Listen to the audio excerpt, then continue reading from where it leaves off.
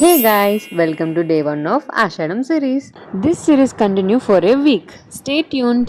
మేము ఈరోజు చాలా ఫేమస్ అండ్ ప్రశాంతమైన డివోషనల్ ప్లేస్కి వెళ్తున్నాం. అది మా ఆంధ్రప్రదేశ్లో కాకినాడ జిల్లాలో తునికి నియర్ బై ఉన్న ఒక టెంపుల్కి వెళ్తున్నాం అనమాట. ఎస్, మేము లోకి వెళ్తున్నాం. ప్రకృతుడిలో వెలిసిన మా తలుబలమ్మ తల్లి లోవ టెంపుల్కి వెళ్తున్నాం. ఈ ట్రిప్ గురించి చెప్పాలంటే చాలా పెద్ద ఫ్లాష్ బ్యాక్ ఉంది. ఆల్మోస్ట్ కొన్ని ఇయర్స్ నుంచి ప్లాన్ చేస్తుంటే ఇప్పటికి సెట్ అయింది. ఏంటి జోకా, ఈ ట్రిప్ కి కొన్ని ఇయర్స్ నుంచి ప్లానా అని డౌట్ వచ్చిన ఒక్కొక్కరికి మే హూనా నేను చెప్తాను వినండి. ఇలా ప్లాన్ చేసుకుని అలా వెళ్ళిపోవడానికి ఇది చిన్న ఫ్యామిలీ కాదు. మా మావయ్య గారు వాళ్ళు మొత్తం 6 మెంబర్స్ సిబ్లింగ్స్. సో వాళ్ళందరూ వాళ్ళ కొడుకుళ్ళు, వాళ్ళ కూతుర్లు, కోడళ్ళు, అల్లుళ్ళు, మనవలు, మనవరాళ్ళు అందరికి సెట్ అవ్వాలి కదా. ఇప్పటికి కుదిరింది అనమాట. That to just 1 day before plan. Tuni నుంచి లోవకు అడుగు పెట్టగానే అసలు సిటీ గోల్ అంతా వదిలేసి ఎక్కడికో వచ్చేసిన ఫీలింగ్ వచ్చింది. చుట్టూ పచ్చని చెట్లు, గ్రీనరీ, ఆ చల్లటి గాలి నిజంగా మనసుకి ఎంతో ప్రశాంతంగా అనిపించింది. అండ్ ఫైనల్లీ కొండ ఎక్కేసిన తర్వాత ఆ హట్స్ చూసారా, అవన్నీ కుకింగ్ కోసం చాలా క్యూట్ గా ఉన్నాయి కదా. మా సైన్యానికి ఆ చిన్న గుడిసెలు సరిపోవని మేము ఆయనకే కనిపిస్తున్న షెడ్ తీసుకున్నాం. ఇక్కడ అమ్మవారిని దర్శించుకున్న ముందే నైవేద్యం పెట్టేసుకోవాలని అన్నం, బూరెలు, వడపప్పు, చల్లమిడి, పానకం నైవేద్యంగా సిద్ధం చేసి భక్తితో సమర్పించేశాం. మా మొక్కు ప్రకారం కోడిని, పొట్టేళ్ళను కూడా అమ్మవారికి సమర్పించేసి దర్శనానికి వెళ్ళిపోయాం. ఇక్కడ తలుపులం తల గురించి చెప్పాలంటే ఈ చుట్టుపక్కల ప్రాంతాన్ని కాపాడే అమ్మ ఈమెనే. ఇంకా గుడికి వెళ్ళి అమ్మవారిని చూస్తే చాలు మన మైండ్ లో ఉన్న టెన్షన్స్ అన్ని ఒక్కసారిగా మాయమైపోతాయి. ఎక్కడ లేని పాజిటివ్ వైబ్స్ వచ్చేస్తాయి. ముందు అసలు ఇలా స్టెప్స్ ఏమీ ఉండేవి కాదంట.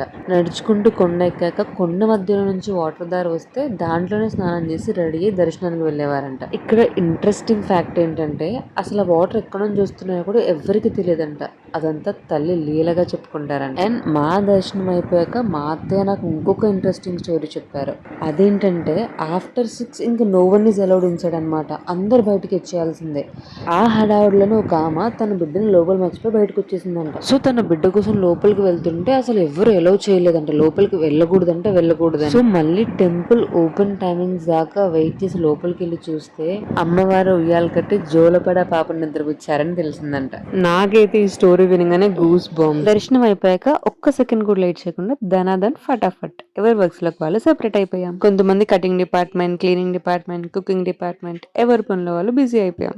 ఒక సైడ్ ఏమో మటన్ కర్రీకి ఉల్లిపాయలు, ఇంకొక సైడ్ ఏమో కోడి పులావ్లోకి చికెన్ ఫ్రై. అంత పెద్ద గిన్నెలు, అంత పెద్ద గరిటెలు, అంతసేపు మేము ఆడవాళ్ళని తిప్పలేమని చెప్పి మా జెంటిల్మెన్స్ మాకు హెల్ప్ చేసేసారు. మటన్ కర్రీ రెడీ అయిపోయింది. దాని తర్వాత చికెన్ పులావ్లో చికెన్ ఫ్రై కూడా రెడీ అయిపోయిందని చికెన్ పులావ్ తాలింపు పెట్టేసి ఆ పులావ్లో రైస్ మొత్తం కరకరలాడేలాగా వేయించాలి కాబట్టి మా వాళ్ళందరూ కలిసి ఒక పట్టు పట్టేశారు. వాళ్ళ శ్రమకు తగ్గట్టు మా చికెన్ పులావ్ అదిరిపోయింది. ఫస్ట్ చిన్న పిల్లలని తొట్టు గ్యాంగ్ పెట్టేశాం. సైమల్టేనియస్ గా పెద్దవాళ్ళకి కూడా పెట్టేశాం. మా వాళ్ళ రియాక్షన్ తర్వాత ఒకరు అందరం భోజనం ఫినిష్ చేసుకుని రిటర్న్ అయిపోయాం. అసలైన మజా ఇప్పుడు స్టార్ట్ అయింది. మా ఫన్ అన్ని ఇచ్చిన ఎంటర్టైన్మెంట్ మామూలుగా ఒక్కొక్కరు ఎంత ఎంజాయ్ చేసామో ఒకసారి మీరే వినేయండి.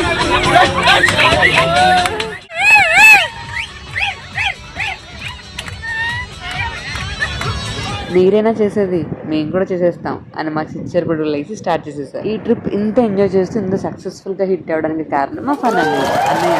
నీకు నువ్వే తోపు, నీకు నువ్వే సాటి, నీకెవరు రారు పోటీ. ఎలాగో ఇక్కడ దాకా వచ్చాం కదా, బీచ్ ని కూడా ఒక చూపు చూస్తే పోలే అని ఆగాం. కానీ ఆ వానదేవుడు అరే రే వాన జడి వాన అంటూ మా ప్లాన్ మొత్తం ఫ్లాప్ చేసేసాడు. ఇక ఏమనుకుంటే ఏం లాభం అని చెప్పి ఎలాగో వచ్చాం కదా అని మెమోరీస్ కోసం చిన్న ఫోటోషూట్ చేసేసి ఇంటికి రిటర్న్ అయిపోయాం. రేపు పోస్ట్ చేయబోయే డే 2 ఆషాఢం సిరీస్ కోసం వెయిట్ చేయండి. సబ్స్క్రైబ్ చేసుకోవడం మాత్రం మర్చిపోకండి.